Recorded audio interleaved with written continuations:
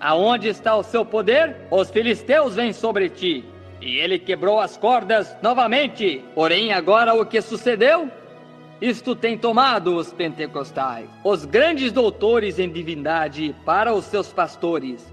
Algum grande homem. Eles têm tido somente tanta escola e rituais quanto os metodistas, ou batistas, ou qualquer um do restante deles tem tido. Entre numa igreja e você não pode ouvir um amém, simplesmente tão frio quanto um grupo de esquimós que acabou de sair do Polo Norte. Frios, indiferentes. E agora os filisteus vêm sobre ti, Sansão. Os filisteus vêm sobre ti, Estados Unidos. Onde está aquela unidade de espírito? Onde está a unidade de Pentecostes? As Assembleias de Deus é a unida, e a Igreja de Deus é isto, aquilo outro, cada um com um ismo diferente. Este com isso e este com aquilo. Nós estamos tão quebrados que você pode ir numa cidade para realizar um reavivamento. Se uma igreja patrocina isto, o restante delas nem mesmo comparecem. Os comunistas vêm sobre ti, Estados Unidos. Onde está nosso poder? Onde está nossa glória? O que é isto? Porque nós fomos após a sabedoria do homem, ao invés do poder de Deus.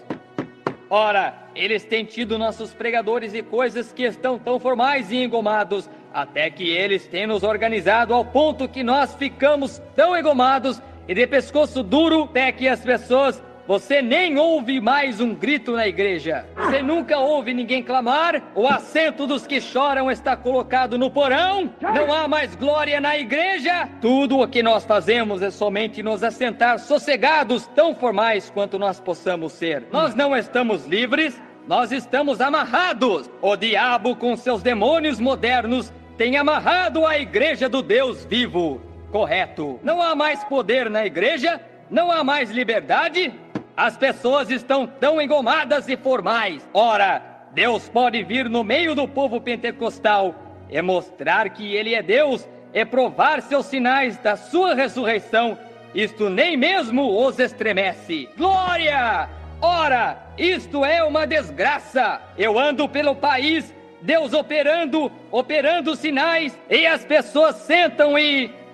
Bem, eu suponho que aquilo está bem. Eu sei que isto pode ser feito. Isto não os move. Por quê? Eles estão acorrentados com Dalila, o mundo. Eles estão em grilhões. Agora eles até mesmo os têm colocado acorrentado numa confederação. Os filisteus vêm sobre ti, Sansão. O que você fará acerca disto? Nós temos tido grandes denominações.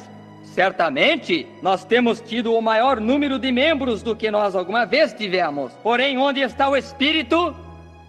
Onde está o Espírito Santo? Isso é o que o diabo tem feito. Tem procurado entrar para dentro da igreja. Continuou procurando entrar para dentro da igreja.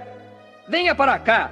Eu lhe darei um grande e enorme tabernáculo aqui se você somente fizer isto. Se você tirar aquele pregador fanático que você tem e pegar um homem, um doutor em divindade que tenha senso, nós construiremos uma igreja bela, enorme e clássica, e nós seremos como o restante deles. Que vergonha! Seria melhor ter um homem que não soubesse a diferença entre grão de café pela metade e feijão, porém fosse cheio com o Espírito Santo, que estivesse sem compromisso pelo poder de Deus. Porém isto se tem tornado tão engomado, até que algum pobre santo possa romper no meio de um encontro e falar em línguas, ou gritar um pouquinho, ou fazer algo, e o restante deles darão uma olhadela e se admirarão. O que foi isso?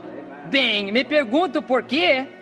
Deve ser um fanático que apareceu em algum lugar. Vocês sabem que essa é a verdade. Algum pobre santo dá um passo para dentro e fica suficiente feliz para levantar suas mãos e chorar e louvar ao Senhor. Alguém que gritará amém para a pregação do evangelho, e o restante deles virarão para ver o que ele disse. Isso é pentecostais. Qual é o problema? Vocês estão se moldando segundo os metodistas, segundo os batistas. Eles se moldaram segundo os católicos se moldaram segundo o inferno. E todos juntos Isto tudo junto segundo o inferno. Correto. Dalila tem tentado fazer você entrar em grandes igrejas. Ministros bem treinados e educados tomam a classe melhor. Bem, sabe, o fulano de tal aqui embaixo é um milionário. E se nós pudéssemos fazê-lo vir para a nossa congregação, oh, que coisa! Se ele não nasceu de novo, então ele não merece estar ali. Eu não me importo se ele tem $1 milhão.